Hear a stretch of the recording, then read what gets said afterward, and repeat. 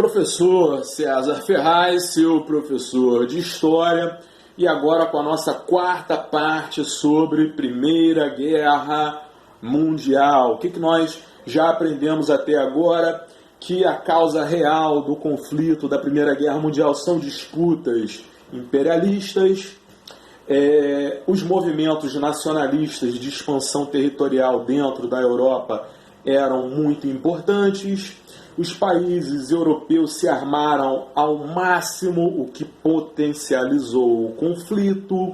Existia uma política de alianças onde os países foram arrastando outros para a guerra e que houve uma desculpa para a guerra acontecer, o assassinato do herdeiro do trono da Áustria-Hungria, Francisco Ferdinando. Vamos para a parte 4. Qual a causa econômica da Primeira Guerra Mundial? Pergunta básica de Primeira Guerra Mundial, resposta na lata, simples, direta, objetiva e certíssima. Disputas imperialistas, econômicas, só. Se eu pedir qual a desculpa, qual o pretexto, é outra pergunta. Mas a causa real são as disputas imperialistas. Segunda questão, olha aí, qual o pretexto da Primeira Guerra Mundial? Qual a desculpa da Primeira Guerra Mundial? O assassinato de Francisco Ferdinando, herdeiro do trono do Império Austro-Húngaro.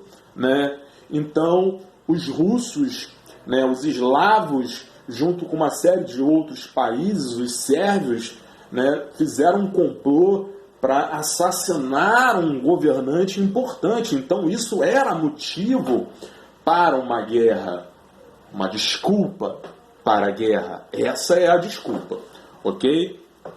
Terceira questão: o que foram os movimentos nacionalistas?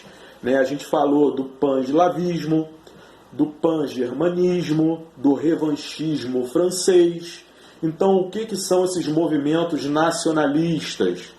Movimentos que agrupariam num só estado, num só país, povos de culturas semelhantes.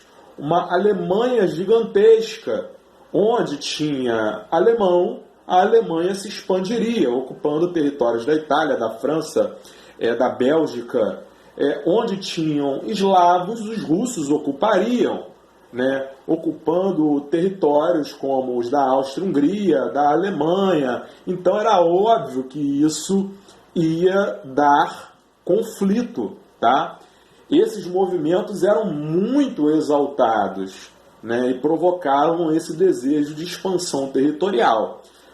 Se você vai expandir para o território do outro que não quer, é óbvio que vai ter conflito, ok?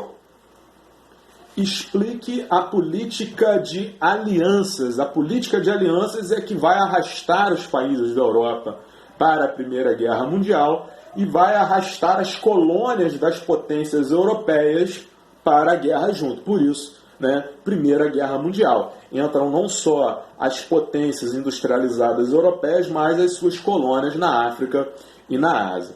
Então a gente tem aí como resposta: explique a política de aliança, a tensão internacional por disputas econômicas, você lembra que eu falei, e a paz armada levou a alianças, somar forças para enfrentar as potências rivais. Então essa política de alianças, ela começa por disputas econômicas. Nós temos interesses econômicos, vamos nos ajudar. Nós não queremos ser atacados, vamos nos armar. O outro país não quer, também vai se armar. Ou seja, a potencialidade de conflito é maior.